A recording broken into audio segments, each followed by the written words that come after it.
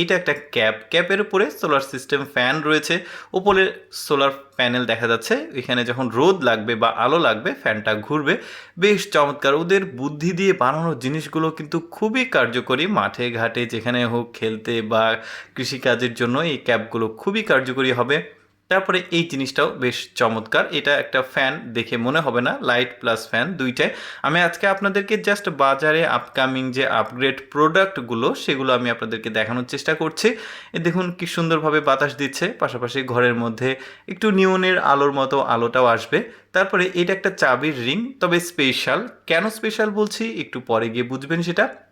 এই যে দেখতে পাচ্ছেন একটা লাইটের মতো আছে, দেয়ালে ধরলে রাতের বেলা কয়টা বাজে সেটা বুঝতে পারবেন। প্লাস এটা কিন্তু ঘড়ির মতো আসলে কাজ করবে, বেশ দারুণ।